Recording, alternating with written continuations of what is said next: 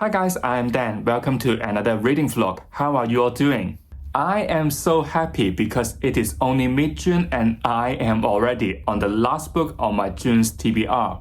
It is The Promise of Blood by Brian McClellan, the first book of the Powder Mage trilogy, and it is, you can tell already, the Broken Binding Special Edition. I mean, it looks really good. Look at this naked cover. I mean, it looks so special. And also the end paper. Look at it. It just looks so good. I think it is the first set of fantasy subbook that I got from them, but I was not the member yet. I mean, it looks so special, and before I didn't know when people say, look at the end paper, they are so beautiful. I don't know what they mean, but now I understand the hype. Let me put this book down and talk more about it because I don't want to make this special one dirty. I am only 80 pages in, so I'm still getting my bearing of this book. This book begins with a coup by the Powder Mage against the corrupted monarchy. So far, we're gonna follow three main characters. The first one is the leader of this coup called Thomas, who worked with other conspirators. And then we have his son called Tanya, who was asked by his dad to track down this powerful sorcerer. And then we have a retired police inspector called Adamant, who was asked by Thomas again to investigate a mysterious message about a broken promise. Now I think it is like at a stage of New Age, we don't have a monarchy anymore. And in this world we have, I think, three kinds of magic system. Firstly, it is about you opening your third eye to see the flow of magic.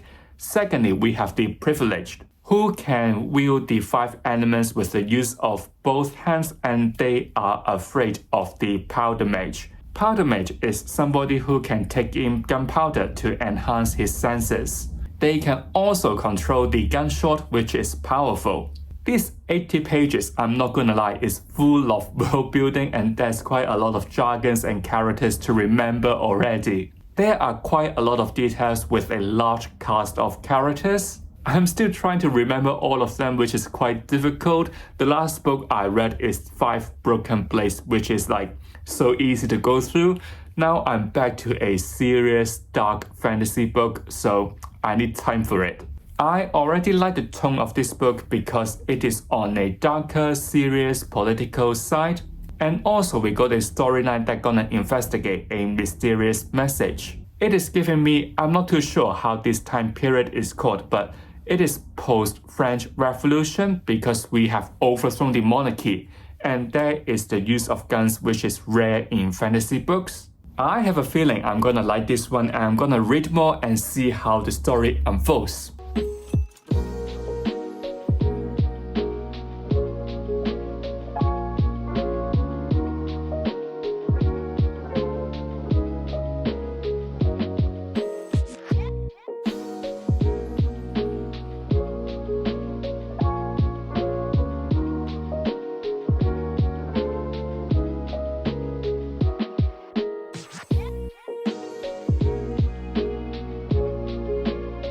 Sorry guys, there's not been much updates about my reading progress because yesterday I was filming a video and so I have to film and edit at the same day. And there is not much time for reading, sadly. Actually, it's been over a day since the last update, but I am happy to say that I've reached the 200 page mark, meaning that I can share something more about this book with you guys. This book begins with what I would say is the peak of a coup. Our first main characters, Thomas, didn't agree with the way of the corrupted monarchy. Let's say they will impose heavy tax on the people so that they can build a better relationship with the neighboring nation called Cass. To Thomas, it is like a betrayal to the people in this monarchy. So with the conspirators and also the Powder Mage, they overthrow this corrupted monarchy. We even witnessed the execution of the old king. But things didn't simply resolve like this. We still have people who gonna support the king, and they are known as the royalists. And socially, we have people taking a good chance of this instability and start a riot. With very limited resources after this coup, Thomas has to deal with this royalists and also the riot socially. And then we have his son Tanya, who needs to track down this powerful privilege called Rosalia. Tanya didn't work alone and he has some companions. Let's say he has a red hair who don't speak much and people see her as a barbarian. And then we have another mage that can cancel out the power of a privilege. And then we have also a privilege on the side of Tanya. But this privilege, Rosalia, they are tracking down is so powerful and it seems that she knows something about the code that Adamant is investigating. Speaking of Adamant, since we last saw him, he first recruited a boxer to help with this investigation. At this point, the message seems to be related to the god, I believe it's called Krasimir, who helped the formation of the 9 kings and also the Cabal protecting the kings. The Cabal is also known as the privilege, so you can imagine if this Cabal overused their power to kill the kings and take the throne themselves, then what would happen? So the god Krasimir actually made a promise to these 9 kings. If the privilege gonna kill them, then Krasimir himself would come down and punish the world. It is like a well-known folk story, but it seems to be real, and it also associates with a special kind of gem. We also know from the story so far, there is somebody, a she, trying to summon the god. So far, I am enjoying the story and I think the setting of it is so interesting. In terms of the magic system, we are not like the good old epic fantasy, which only got the use of some kinds of elements, but this time in this Powder Mage trilogy, we also got this Powder Mage who can control gunshots. These two groups, the Privilege and the Powder Mage in this story, are not getting well. It feels to me it is like the old school magic system versus the new age of guns. I also like the tone and the investigation going on. With every chapter, we're gonna know more about this world. Let's say there are some conspiracies, there are some mysterious characters behind this coup. We are as clueless as our main characters trying to figure out what is actually going on, and I like this kind of plot. Given that it is only the debut novel for this author, I really enjoy his writing of characters because they are not flat. Up until this point, we have already seen quite a lot of characters, but every single one of them is so distinctive and they got their own personalities. And this book is also full of actions. I am only 200 pages in and there are already quite a lot of actions and combats. Some battles may be fought during the coup and Thomas with their Powder Mage needs to regain the control of the city. And some may be fought with the use of magic, the Privilege versus the Powder Mage. There are close combats, there are gunshots, there are use of magic, and literally it is like all you can eat. All of it making this book so entertaining. I am currently what I would say is like the second session of the book. Now the coup is settled, but Thomas still got another problem with Cass, which is a nation formed with the 9 kings.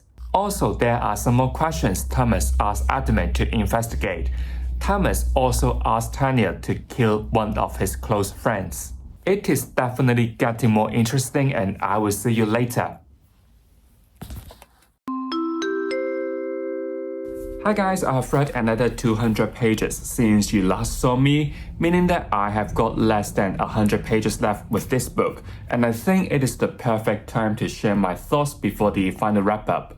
First of all, I didn't expect I would like this book because when fantasy books tend to get more modernized and with the use of guns, it would kind of put me off a little bit. But maybe this book is a blend between the old school magic system with the use of the powder with the gunshots with the Powder Mage, so you don't feel like this book is taking a step too far. Also, this book is so political and militaristic. Thomas' storyline changed from the coup to now need to figure out who is the traitor in the close circle. Also, he needs to deal with the invasion from Cass, and there is pressure from the church because he kind of hired a chef who got this kind of magic power who can cook without, too much resources. He can literally get whatever ingredients or food or drinks he wants. It is coming from nowhere. He can just take it out from the pot. But the church don't support anyone with magic power, so it kind of put Thomas in this really difficult position. Artemis is helping Thomas to find out who is the traitor in the circle. Up until this point, of course, all the suspects will say it is not me and point a finger to another one. And we also see how corrupted this church is because of the clothes that the supporters are wearing. Most importantly, Adamet is kind of betraying Thomas because somebody named Lord Fetera was blackmailing him. This so-called Lord, but not really a Lord, find out where the Adamet family is hiding, and because Adamet wants to protect his family, he has to tell everything of the investigation to this mysterious figure. Then we're switching to Tanya, who is fighting against the invasion of the cats. That would be the use of guns and the powder mage power. Don't forget, Tanya got a companion called Carpol.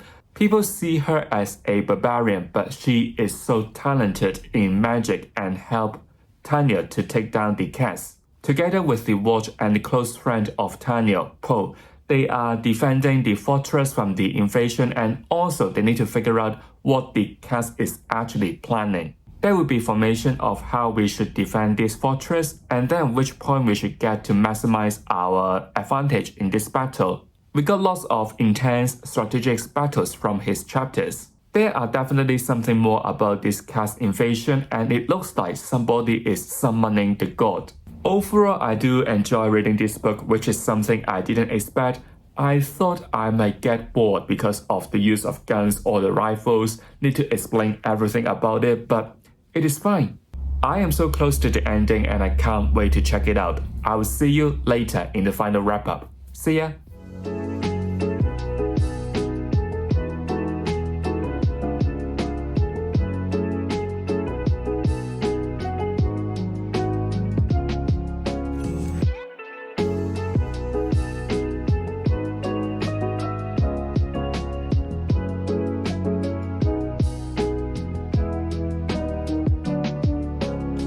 So here it comes to the end of this reading vlog, and I am happy to report I have finished Promise of Blood by Brian McClellan. It is actually a couple of days after I finished this book because I just don't have time to talk about it. So I may have forgotten some of the things I have said earlier and I may repeat myself, forgive me. At first, just by looking at the cover, the synopsis, also the end paper of this special edition, I thought this book gonna be so heavy with military and with the use of firearms, which is an element that I am not particularly enjoy in a fantasy book. But this book is not just about this gunshot and this kind of new magic system called the powder mage. But this also includes what I would say an old school kind of magic system with the use of elements, but not in an awkward way. These two blend well together in this book. Coming to the plot itself, in the second half of the book, it is still entertaining, it is still full of actions. I don't want to give out too much, but Thomas witnessed something that he normally don't believe in, and his chapters are just actions after actions, which is great. Same goes to Tanya, his son, from just defending the fortress to discover something big, a bigger scheme that the enemy is planning. Adamet was blackmailed by someone. I believe he is a royalist, but he still do his best to warn Thomas about the potential dangers. But of course, this would worsen the relationship between Adamet and Thomas. As a whole, you would think that the author has a clear direction of how the plot should progress, because everything was just planned so well. With a very good pacing, I think I would never use this term, but here I would definitely say this book is a page turner.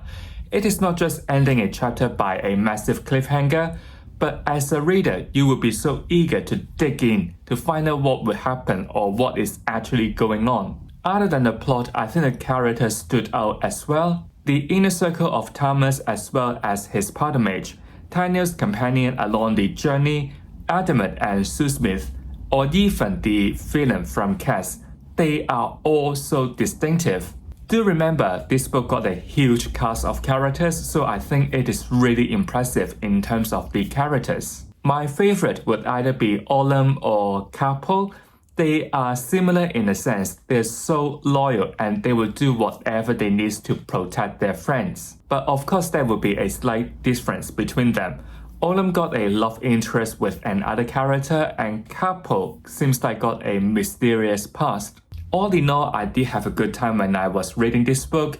If you have heard about this series but never pick it up, do it now because it is such a great series, or even you can just treat it as a standalone because I think it still makes sense. If you enjoyed this reading vlog, don't forget to give it a like. If you don't want to miss any content from me, make sure you have subscribed to my channel. I will see you real soon. Goodbye.